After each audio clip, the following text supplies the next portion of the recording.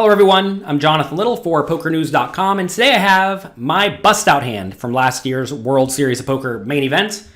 We have Pocket Kings in second position. Seems like an easy all-in, right? With 10 big blinds.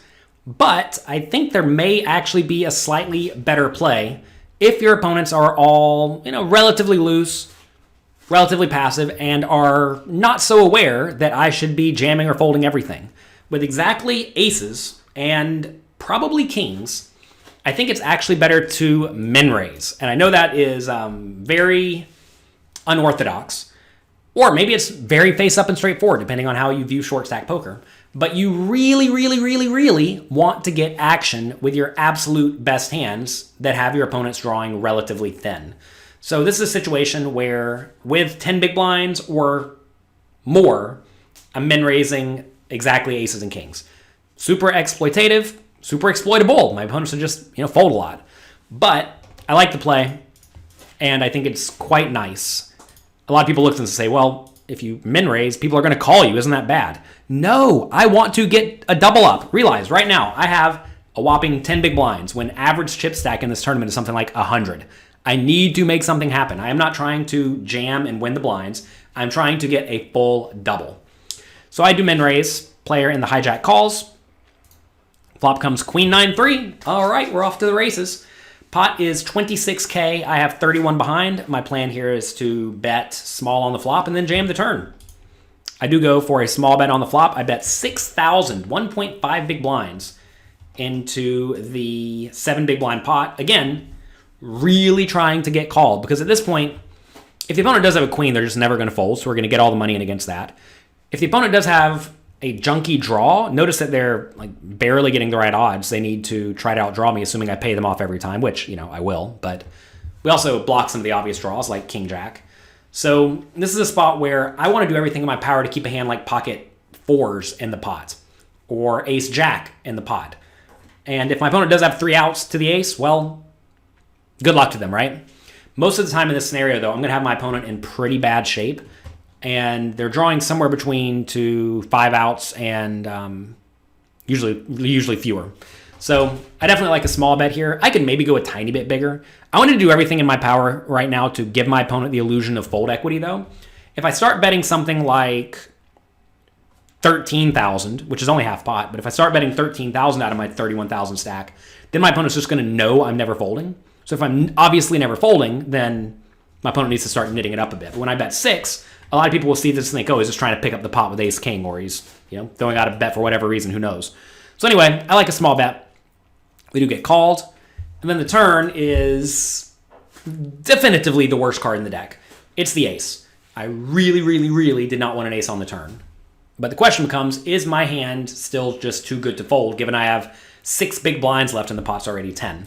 Well, first things first, am I going to bet? Absolutely not. Because if I bet now, if my opponent does have a queen or a random hand like 9-8 suited, then they're going to fold. And I really don't want them to fold if they have a queen or a 9, right? I want to do everything I can to get called by those. So I'm going to check here. And then my opponent bets 15,000. Again, this is not a spot where I think it's possible to fold. It is somewhat likely the opponent's just basically putting me all in with a hand like queen jack at this point, thinking, all right, he checked. He probably doesn't have an ace. Let's just get our money in. And yeah, it's unfortunate when he does have an ace, but if he does have the ace, realize he called inappropriate pre-flop, called inappropriately on the flop, and that's okay. I mean, I suppose he could have ace queen or ace 9 suited, but even then, those put money in poorly, right? Pre-flop. So I think this is a scenario where I just have to play the hand. Is there any point in calling as opposed to jamming? I think we should definitely jam here, because now if I jam and my opponent folds literally anything, they're folding for 10,000 more chips into a pot that's going to go up to about, well, we're about to see, how much will it be? Pot's going to be 90. So pretty much every hand they have is going to get there about 1/10 of the time. So if they fold anything at this point, I'm happy enough. Not that I think I have any fold equity here at all. Like if the guy's sitting here with something like 10-8, he's still going to call, right? But if he does ever fold anything, it's okay.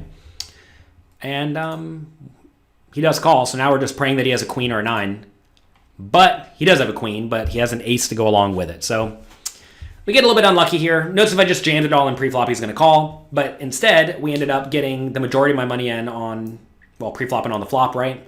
Obviously, the turn was really bad, but you cannot think that my opponent always has the bad card that comes. I mean, I realize I did here, but that's not always going to be the case. In this scenario, we're going to be against Queen Jack sometimes, 10-9 sometimes, Jack 10 sometimes, Pocket Jack sometimes.